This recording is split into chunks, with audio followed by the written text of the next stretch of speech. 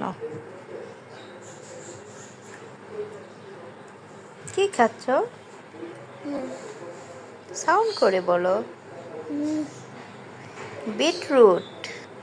রোহানিকে দুপুরে খাবার খাওয়াইছি, মোটামুটি হেলদি খাবার খাওয়ানোর চেষ্টা করছি। একটু গরুর মাংস, পুঁই শাক, মসুরির ডাল, একটু বেগুন ভর্তা, শিং মাছ, অল্প অল্প আর কি, সবও খেতে পারে না। আর বিটরুটটাকে আমি ছোট ছোট বেগুন বাজে যেরকম পিচ করে এরকম করে গোল গোল করে এগুলো পয়লা বা সবজি রান্না করলে খাইতে চায় না, সবজির কালারটা একদম রেড কালার হয়ে যায়, বাচ্চারা তাই পছন্দ করে না।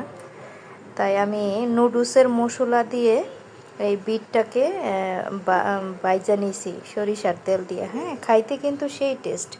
বিটরুটের স্বাদের কারণে আসলে খেতে চায় না, এটার পুষ্টি অনেক বেশি। অনেকে সুপার ফুড বলা হয় এটাকে। এটার গুঁড়া করে খাচ্ছে মানুষ এখন, এটার বিটরুটের গুঁড়া খাচ্ছে পাউডার করে, পানিতে গুলে জুস করে খায়। কাঁচা খাওয়াটাই বেস্ট, সালাদ করে খেতে পারলে। কিন্তু আমার রুহানি মাশাল্লাহ খেতে পারবে, এটা আমি চিন্তাই করি নাই। কিন্তু আজকে আমার দোনো ছেলেই পছন্দ করে যে এই প্রসেস করে এতদিন 2 মাস এই বিটরুটাই না আমি ফ্রিজে রাখছি, কেউ খাই নাই। মানে কিভাবে খাবো, একবার ব্রাজি করছিলাম, একটু গন্ধ গন্ধ লাগছে কেমন জানে তাই কেউই খাই নাই, আমি একা একা খাইছিলাম। তো এবার বুঝতেছিলাম না আসলে কি করব।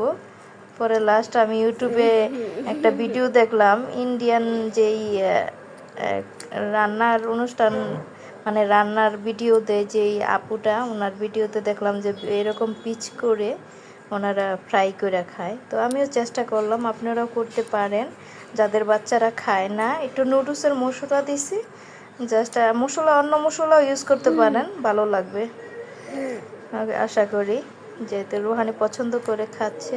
এটা প্রচুর প্রচুর একটা হেলদি ফুড, এভাবে প্রসেস করে আপনারা খাওয়াইতে পারেন। ওকে, সবাই ভালো থাকবেন, দোয়া করবেন রুহানির জন্য ইনশাল্লাহ।